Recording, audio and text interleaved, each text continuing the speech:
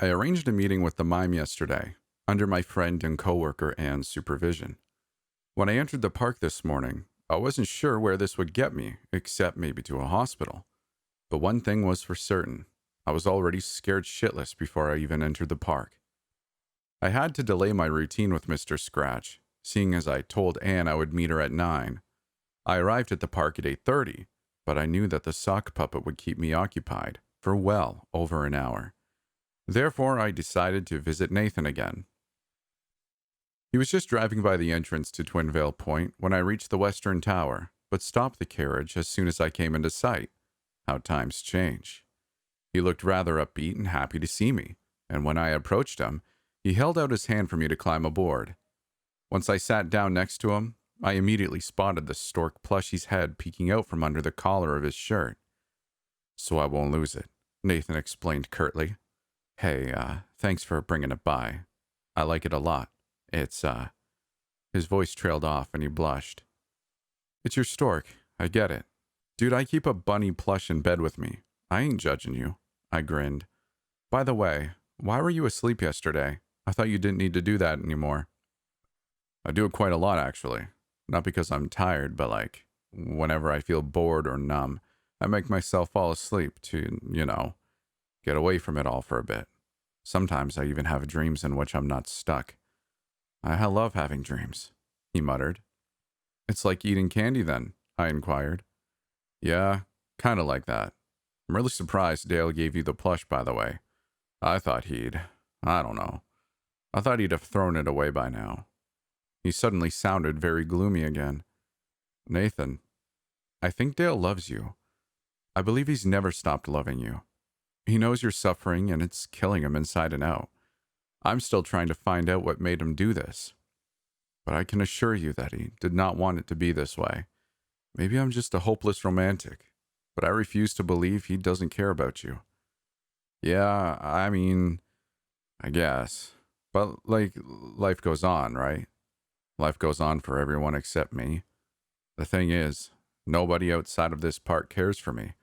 And inside the park, who is there really except you? Even if Dale cares, he doesn't show it. One day you'll probably be gone and I will still be here.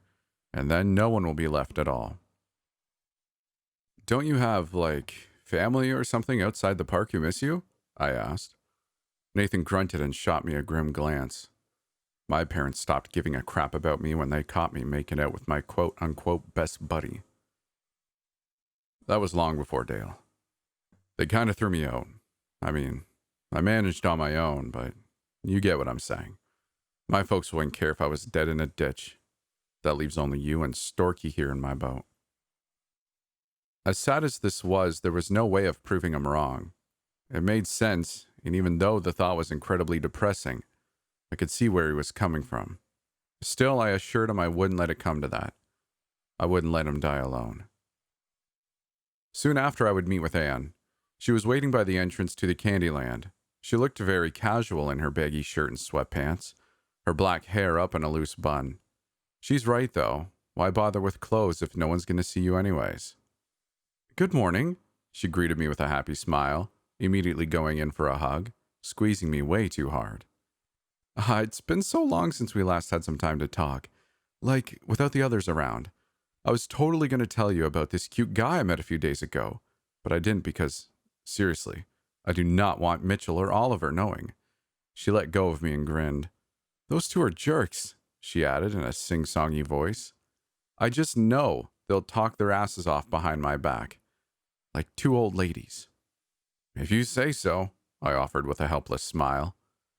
"So, why do you want to meet the mime anyway?" Anne asked. "I thought he scared you." "He does. He totally does. But he's kind of special, and I want to see if I can get something useful out of him. He seems kind of smart, so, I don't know. Can't hurt to face your fears." I grinned, trying not to look as nervous as I actually was. "You're so brave," Anne praised me jokingly, pulling on my ponytail. "I like the new necklace, by the way." My fingers instinctively wandered to my neck to touch the silver locket. "Thanks," I muttered. "I got it from a friend." "Okay, listen. There's a small problem here. To talk to the mime, we need to find him first, and if I'm being honest, I don't know where he hangs out these days, Anne explained apologetically, letting her gaze travel over our surroundings. I saw him near the Sugar Plum Fairy stage the other day, I remarked. We agreed to go and look there first, but to our disappointment, the only thing we found was the young girl herself, dancing undeterredly, as always. Anne suggested we should split up, but I reminded her of the last time we had done so, and how well that worked out for us. We began to search each of the rides in the candy section. I believe I've mentioned before that this section caters mainly to children.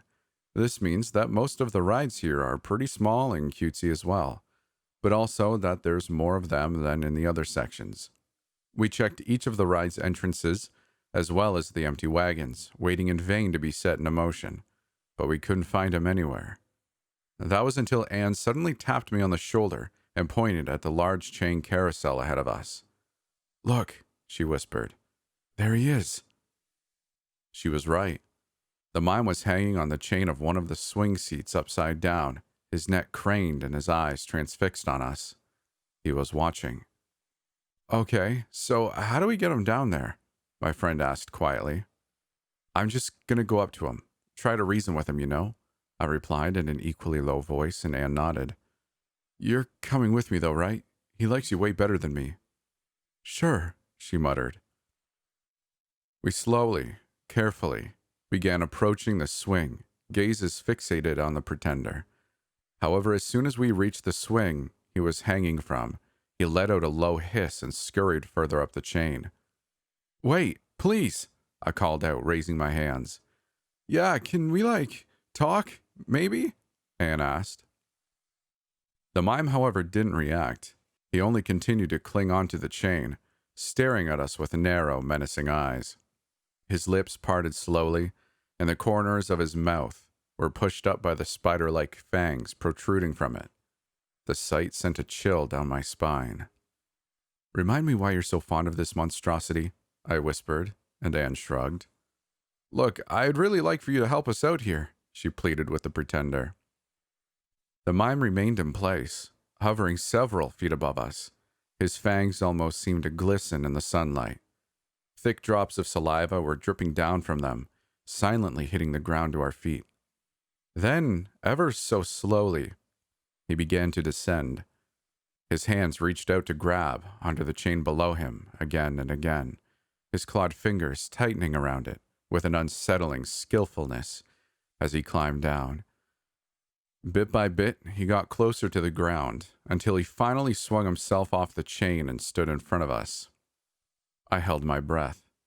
It looked unnatural, seeing him stand upright with his fangs showing. I regarded him attentively, almost expecting him to get down on all fours and lunge at us or scuttle away again. Anne, however, seemed less alert. "Thank you," she said, smiling brightly at the not actor. I couldn't tear my eyes off of his painted face. This surreal, never-fading smile plastered across his already contorted expression, the chalk-white skin and the large dots below his eyes. Anne nudged me in the side, and I finally caught myself again. What did I want to ask him anyways? I suddenly couldn't remember. Why was I doing this? My heart was hammering in my chest. I admit that for a moment, I just wanted to run. Instead, I took a deep, shaky breath and shrugged off my backpack, without breaking the pretender's gaze. I opened it and began to fumble for any of the items I had taken with me. My fingers cramped around the first thing they met with, the iron nail. I pulled it out and held it out for the mime to see. I'm not sure what I was expecting, but what followed was most certainly not it. The not actor instantly backed off and opened his mouth to let out a startled hiss that quickly took on a threatening tone. Gripped by a sudden boldness, I took a step forward, attempting to prick him with the nail. He instantly fell silent and let out a whimper of fear, as the nail only missed his arm by a few inches. He leapt up, grabbing the chain of another one of the swing seats, and hurriedly started climbing upwards. When he had brought a safe distance between himself and the iron nail, he stared down at us with a panicked malice, like a cornered animal. Anne shot me a disapproving look while I was still standing there, completely speechless. "What the hell was that for?" she asked angrily. "You scared the crap out of the poor guy." I turned to her, eyes wide. "He's afraid of the iron," I uttered breathlessly. "And do you know what that means?" She frowned in confusion, and I shook my head before turning around and dashing off. I just wanted to get away, back home where there were no mimes. My head was spinning, trying to process this new discovery. The mime isn't like the rest of them. He never had been. Was this what Dale had meant when he told me not to generalize? I passed by the cage of the sock puppet and immediately halted in my tracks. Sometimes I feel like I get so caught up in trying to figure this thing out that I forget I have an actual responsibility here. Mr. Scratch was idly laying in front of his shelter on the naked ground. When I turned and walked back up to him, he lifted his head at me, only to let it sink again right away, as if to convey his disapproval of me almost forgetting about him. I plopped down next to him and began running my fingers through his fur. It felt comforting. I slowly started to regain my composure. My mind stopped racing, and I was once again thinking a bit clearer. I let go of a soft sigh as I buried my face in his warm, fluffy neck. Suddenly, I noticed a shadow out of the corner of my eye, like that of someone standing behind me. I straightened up and turned around, half expecting it to be my manager, but to my surprise, found the laughing cowboy towering over me. He looked me up and down before holding out his hand to me. I swallowed, then slowly laid my fingers into his palm and let him pull me to my feet. "Long time no see," I stammered. He nodded, but there was no smile on his lips. He seemed unusually stern. I took a tiny step towards him, but he instantly backed off. I tilted my head. "Are you all right?" I asked. I didn't expect to meet you here. Is this part of the park making you uncomfortable or something?" No reaction. I bit my lip. This was starting to unsettle me. Then I remembered something. I bent down and picked up my backpack, opening it to produce the old, wood-handled revolver. Is this yours?" I uttered, holding it out for him to see.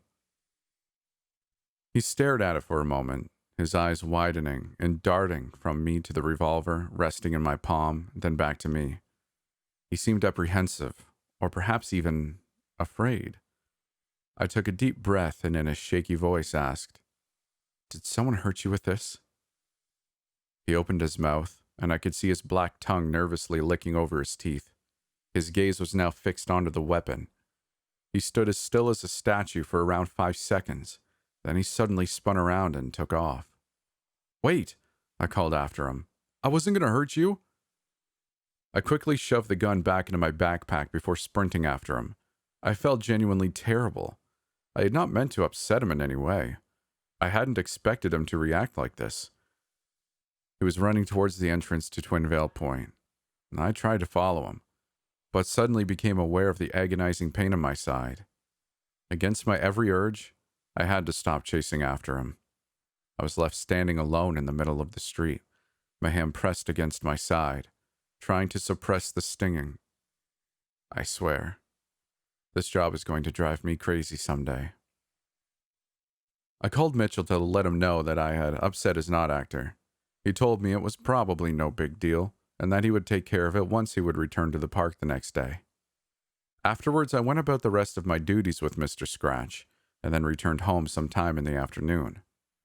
I'm wondering if the mime is a fairy. It sure would fit in my opinion, with the fear of iron and his irritability and all. I mean, there has to be a reason for him acting so vastly different from the other knot actors. Then again, I always imagine the fair folklore to be less animalistic, if that makes sense. I'm also starting to believe that their response to iron truly is what differentiates the pretenders from one another, even though I'm not sure how to interpret this aspect. A little later in the evening, I got a text from my manager. It read, "Hi." Nothing else, just hi. I don't think I'll ever get used to this casual tone we have newly adopted. "Hi back," I responded. "What's up?" "Not much. Just wanted to know if you figured out that pretenders aren't actually a monolith already. Is this about the mime? I don't think I understand yet, I texted back. The messenger displayed him typing for about 5 minutes straight, but when he finally responded again, he just did so with one of these emojis that roll their eyes. You better start making sense of it then. There's only so many hints I can give you, and that limit's being reached for today, I think. His text was followed by an image of his open mouth. I grimaced when I noticed that his tongue was bleeding. I don't really want any more clues from Dale. If I don't figure this out on my own, who knows what they'll have him do to himself next. The poor guy is enough of a threat to himself as it is. I need to speed this up somehow. The prospect of having to get even closer to the not actors frightens me. But then again, I've got my necklace, my whip, and my revolver. So what's the worst thing that can happen to me? This sort of makes me wonder, I mean for real, what is the worst thing that could happen?